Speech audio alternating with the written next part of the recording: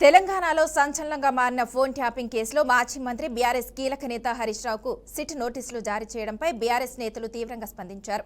Municipal ఎన్నికలు సమీపిస్తున్న తరుణంలో ప్రజల దృష్టిని మళ్లించేందుకే కాంగ్రెస్ ప్రభుత్వం ఈ కుట్రకు పాల్పడుతుందని విమర్శించారు.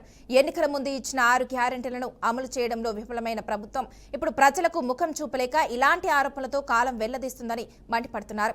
దీన్ని తాము తీవ్రంగా ఖండిస్తున్నామని, న్యాయస్థానాలపై తమకు పూర్తి నమ్మకం ఉందని ధీమా వ్యక్తం చేశారు.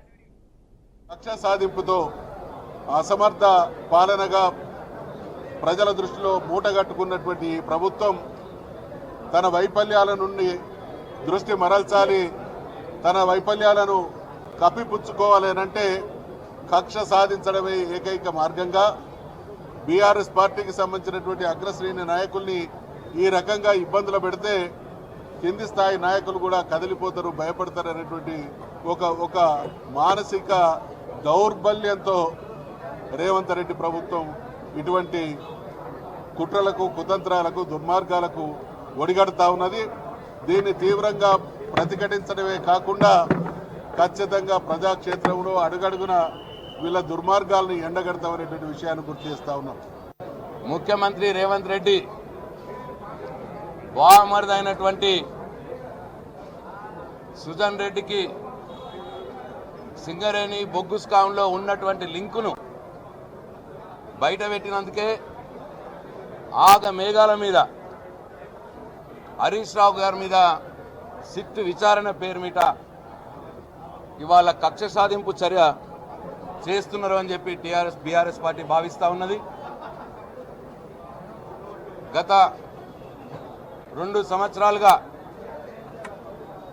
ఈ ప్రభుత్వంలో ఉన్నటువంటి మంత్రులు పోటాపోటీగా కుంభకోణాలు చేసుకుంటూ వాటాలు పంచుకునేందుకు అభిప్రాయ భేదాలు వచ్చి కొట్లాడుకుంటున్న సంగతి కూడా మనం చూస్తూ ఉన్నాం.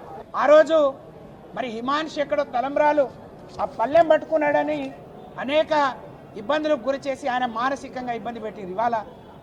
ఇవాళ సమ్మక్క సారాలమ్మ తులాభారం కూడా ఆయన మనవాడు లేకుండా అడుగేయని రేవంత్ రెడ్డి ఇంకో పిల్లల గురించి ఎప్పుడు మాట్లాడిండు. నీ పాత రికార్డులన్నీ చూసుకో, నీ పాత రికార్డులన్నీ నువ్వు ఆ రోజు ఎన్టీఆర్ని ఏమన్నావు, సోనియా గాంధీని ఏమన్నావు, రాహుల్ గాంధీని ఏమన్నావు. ఇవాళ ఏదో చాలా బుద్ధిమంతుడిలాగా అవన్నీ మర్చిపోరు జనాలందరూ. నేను కళ్ళు దాగి పిల్లి పాలు తాగితే దేశం అంతా చూడనట్టు ఇవాళ నేను ఏదైనా గట్టిగా మాట్లాడితే ఎవరు అర్థం చేసుకోరని నువ్వు అనుకుంటే అది నీ పిచ్చి భ్రమ తప్ప ఇంకోటి కాదు. నేను చాలా జాగ్రత్తగా తెలంగాణ ప్రజానికం, తెలంగాణ సమాజం గమనిస్తుంది.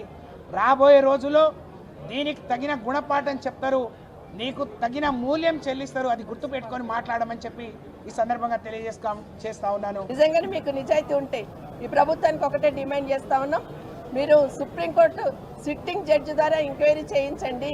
ఈ బొగ్గు కుంభకోణంలో అవినీతి జరిగిందా లేదా, ఏ విధంగా అవినీతి జరిగిందనేది బయటకు రావాలి.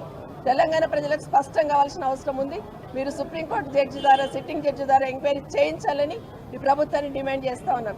ఇలాంటి నోటీసులు ఎన్ని వచ్చినా కూడా ఎదుర్కోవడానికి మా నాయకులు సిద్ధంగా ఉన్నారు, మా కార్యకర్తలు సిద్ధంగా ఉన్నారు. తెలంగాణ సమాజం కూడా చూస్తూ ఉంది, అవకాశం కోసం వెయిట్ చేస్తూ ఉంది. ఏ ఎన్నికలు వచ్చినా మీరు నోటీసులు ఇచ్చి డ్రామా ఆడుతున్న విషయాన్ని ఇప్పటికే తెలంగాణ ప్రజలందరూ గమనించున్నారు, చూస్తూనే ఉన్నారు. ప్రజలు కూడా విసుగు చెంది ఉన్నారు. 432 అలవిగానే హామీలు ఇచ్చి ఏ ఒక్క పని కూడా చేయకుండా హామీలను ఎగ్గొట్టే కార్యక్రమం పెట్టుకొని ఎప్పుడైతే తప్పులు చేస్తారో ఒక్కొక్కటి సీక్వెన్స్ సీరియల్గా మాదిరిగా మీరు లగచర్ల భూముల దగ్గర నుంచి మొదలు పెడితే లగచర్ల భూముల కుంభకోణం దాన్ని ఫార్మాసిటీ చేసి అల్లుళ్ళకు కట్టపెట్టే దాని నుంచి బయటికి తీసింది కేటీఆర్ గారు, హరీష్ రావు గారు బయటికి తీస్తే తట్టుకోలేని పరిస్థితిలో ఈ ఫార్ములా కేసుతోని ఏసీబీ ఆఫీస్ పిలిపించడం అదొక సీక్వెన్స్. ఇప్పుడు హరీష్ రావు గారు లేటెస్ట్గా ఈ బొగ్గు స్కామ్ని బయట పెడితే ఇదొక డైవర్షన్ పాలిటిక్స్. మళ్ళీ ఇక్కడి నుంచి హరీష్ రావు గారిని సుప్రీంకోర్టు, హైకోర్టు క్లీన్ చీట్ ఇచ్చి టెలిఫోన్ దాంట్లో ఎట్లాంటి పరిధిలో ఏ మాత్రం కూడా హరీష్ రావు గారికి సంబంధం లేదు. ఉన్నతమైన న్యాయస్థానం క్లీన్ చీట్ ఇస్తే కూడా దాన్ని మరొక్కసారి ఏదో పీకాలని చెప్పేసి కొండంతో వెలుగని పట్టే ప్రయత్నం చేసి హరీష్ పిలిపించుకున్నంత మాత్రాన జరిగేది ఏం లేదు.